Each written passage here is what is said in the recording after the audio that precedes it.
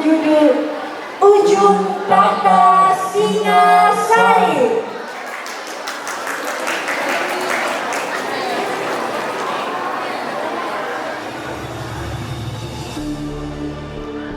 Dikisahkan dari sebuah buku bertajuk Para Raton, Kendedes adalah putri dari seorang Brahmana Buddha bernama Bu Purwa yang tinggal di desa Panawijen yang merupakan bagian dari daerah Tumapel.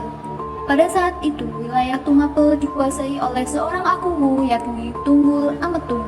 Mario, ku dengar ada seorang Brahmani cantik jelita, anak dari Brahmana Purwanata yang membenciku. Apakah kau sudah mencari tahu tentang gadis itu? Setelah mencari tahu tentang gadis yang Tuhan maksud, gadis cantik itu bernama Kendedes. Rumahnya ada di desa Panawijen yang tak jauh dari Tumapel. Dedes, nama yang indah. Sudah saatnya kini Tumapel memiliki seorang Nariswari untuk mendampingiku. Mario, cepat panggil Kebo Hijau ke hadapanku. Baik, Baginda, hamba panggilkan sebentar. Ampun Sri Baginda Tunggul Ametung. Pekerjaan apa yang akan Baginda berikan kepada hamba? Aku memerintahkan dirimu untuk membawa Kendedes ke hadapanku secepatnya. Akan ku beristri wanita itu. Baik, akan kulaksanakan perintahmu itu, Baginda. Di tempat yang berbeda, tepatnya di wilayah kekuasaan Kediri, hiduplah seorang pemuda tampan yang pandai bertarung. Ia berguru kepada Dang Hyang Loh Gawe sekaligus diangkat menjadi seorang anaknya. Pemuda itu adalah pemilik nama Ken Arok. Mulanya, Ken Arok merupakan keturunan dari bangsawan kerajaan Kediri yang menjadi wilayah atasan Tumapel. Namun, karena dahulu Arok bertabiat buruk dan suka merampok, ia diusir dari kerajaan. Di tempat ini, Arok mendapatkan kasih sayang serta didikan dari gurunya itu. Kondisiku sangat baik sekarang. Coba kau lawan aku, Arok. Halah, aku bertanding denganmu. Hahaha. Bagiku ini bagaikan lembu yang menantang harimau, Tiaga.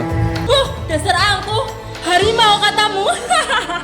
Padahal kau dulu seperti kucing yang kelaparan, Arok.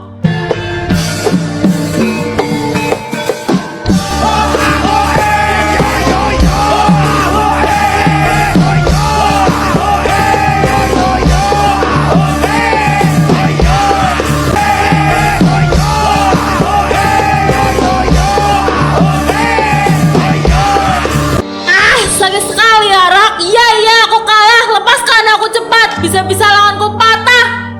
Sudah berhenti. Tidak sejenak. Arok, aku mau manggilmu. Cepat kemari. Ada yang kusampaikan padamu. Nggih, Romo. Apa yang ingin Romo katakan padaku? Penguasa Jakarta. Cakravartin. Apa itu tadi? Aku tidak mengerti maksudmu, Romo. Ya, Arok. Dirimu kala nanti akan menjadi sang raja penguasa seluruh jagat raya. Semua insan akan tunduk padamu. Kau sudah ditakdirkan menjadi Cakravartin sejak kau lahir ke dunia. Apakah yang Romo katakan semua itu benar? Aku masih belum memahami situasi ini, Romo. Sudah tentu benar, Arok. Ramalanku tidak pernah salah. Satu lagi, jika dirimu menemukan seorang wanita yang memancarkan cahaya di bagian kakinya, nikahilah dirinya. Ia adalah calon ibu yang menurunkan raja-raja di Jawa. Siapapun yang menikahinya akan menjadi raja yang agung.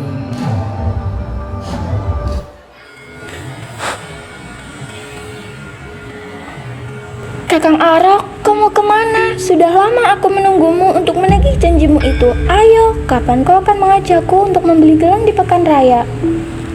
Dasar cempaka yang centil. Lihatlah raut wajah Arok. Sangat jelas bahwa ia tak senang bersamamu. Beraninya kau mengatakan hal itu padaku. Tapi pekan lalu kan kakang sudah berjanji pada cempaka. Arok tak mau bersamamu. Pasti jika bersamaku untuk pergi ke Pekan Raya, Arok akan mau, iya kan Arok? Diam, berisik sekali kalian berdua ini. Kini kepalaku sedang pening dan sepertinya akan pecah mendengar kalian berdua. Apa? Kakang kepalanya sakit? Apa mau cempaka pijat? memijitkan. Tidak, Cempaka. Terima kasih. Mari kita duduk santai sejenak, wahai para gadis manis. Ampun, Sri Baginda Matung. Hendak mencari apa Tuan kemari? Bukankah kau Arok yang diceritakan Loh Gawe padaku? Betul, Tuan. Hamba adalah Arok yang mengikuti sayembara prajurit di wilayah Tumapel kekuasaanmu. Prajurit itu mapel dak serendah dirimu yang mengencani dua gadis secara terang-terangan. Akan kupertimbangkan lagi keputusanku. Lanjutkanlah bersenang-senang dengan gadis-gadismu itu, Arok. Dedes dan Arunika pada akhirnya kembali berdiam diri di kediamannya. Mereka berdua bagaikan saudara kandung yang sangat dekat dan harmonis. Padahal mereka sama sekali tak ada hubungan darah. Persahabatan yang mereka jalin sejak kecil menjadikan mereka berdua saling terbuka satu sama lain. Dedes, coba engkau bayangkan bila dirimu sekarang didatangi oleh sekelompok orang jahat untuk menculikmu dan membawamu pergi dari sini. Lalu setelahnya kau dinikahi oleh orang jahat itu. Bagaimana sih kamu, wahai Brahmaniku? Ah, Arum ini lucuan macam apa itu? Apa-apaan kau ini? Seperti tak ada bahan obrolan lainnya saja. Ya, Dedes, aku ini kan hanya bergurau padamu. Lagi pula, hal itu juga tidak akan pernah terjadi. Sudahlah, jangan dipikirkan penuturanku tadi.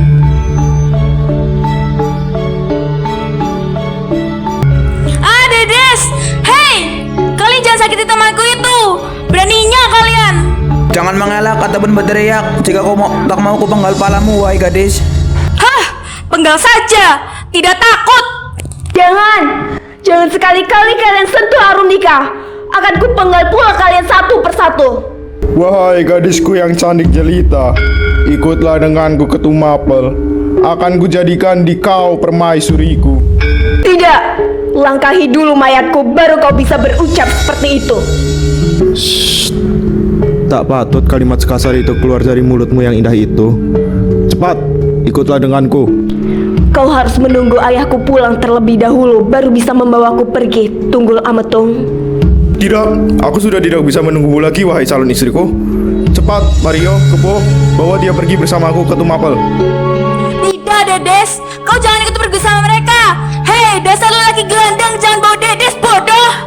Sudah sekitar 5 bulan lamanya semenjak kejadian Dedes diculik oleh Ametung bersama para pengawalnya ke kerajaan Tumapel.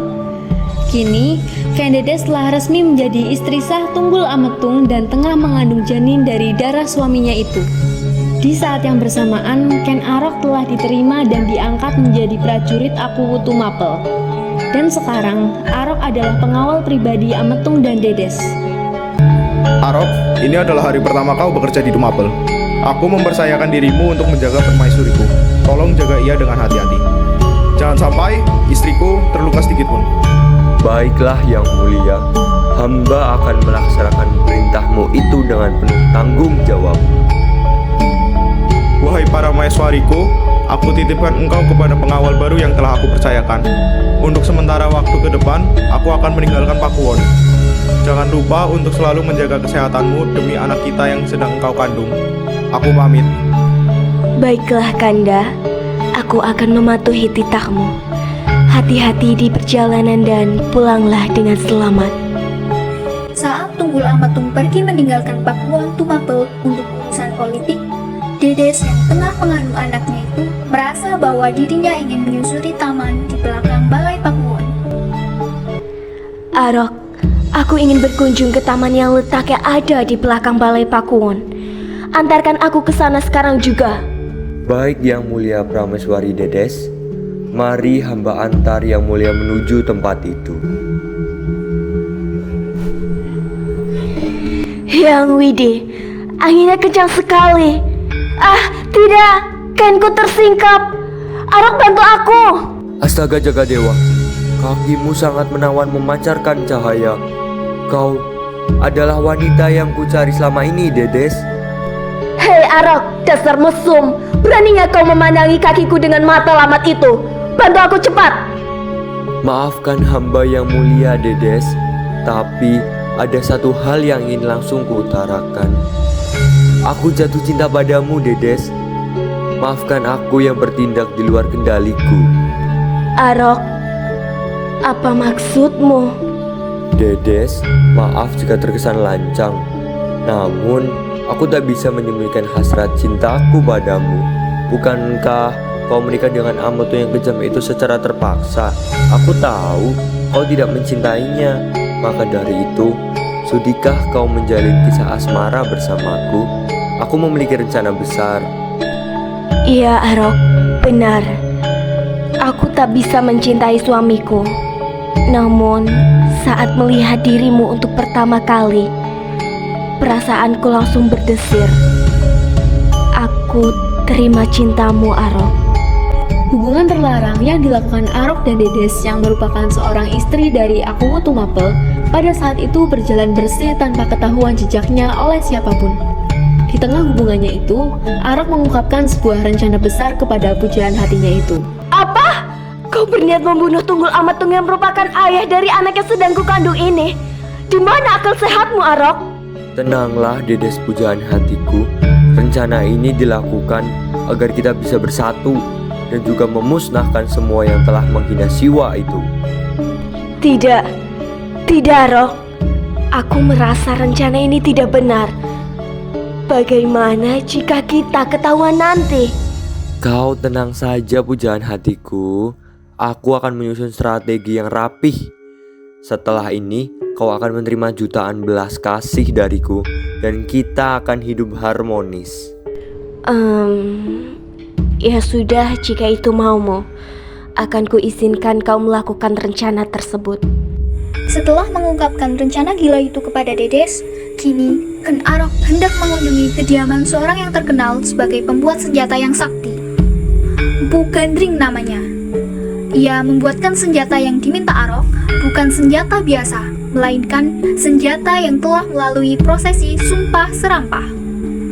Rahayu Empu Gandring, kedatanganku kemari adalah untuk meminta bantuanmu membuatkanku sebuah keris sakti yang akan kugunakan untuk membunuh Tunggul Ametung. Aku bisa mengabulkan keinginanmu itu, wahai Arok sang murid Loh Gawe. Berilah aku waktu 6 bulan untuk menyelesaikan keris itu. Kembalilah kemari setelah tiba saatnya. Halah, dasar Gandring bodoh. Bikin keris saja lama sekali. Aku sudah tidak bisa menunggu lebih lama lagi. Berikan keris itu.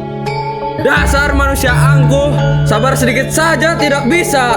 Halah, lama sekali. Rasakan ini. Aku bersumpah dan mengutuk keris itu akan membunuh 7 turunanmu, Arok. Camkan itu. Dewa. Ken Arok telah membunuh Empu Gandring.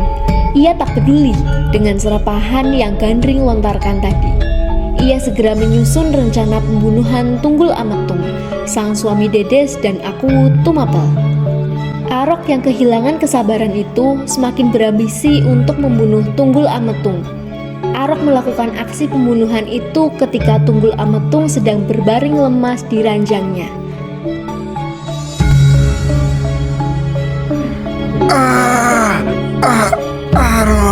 Arok melaksanakan aksi penusukan itu dengan sangat rapi dan lihai.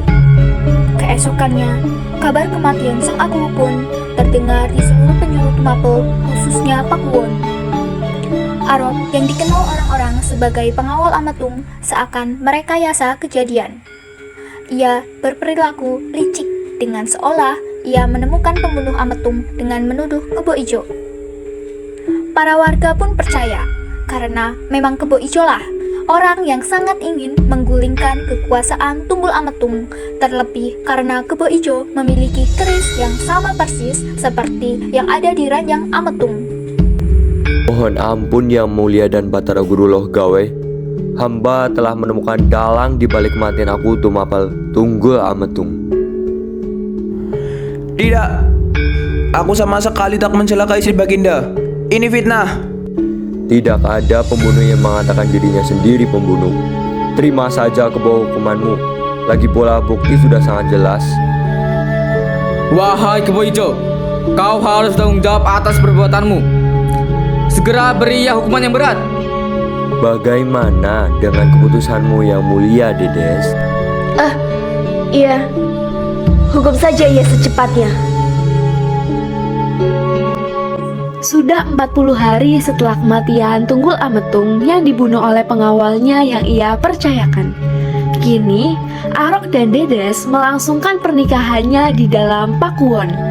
Mereka menikah dengan mudah karena atas dasar perintah dari Dang Hyang Lohgawe selaku Brahmana yang dapat meramalkan suatu hal.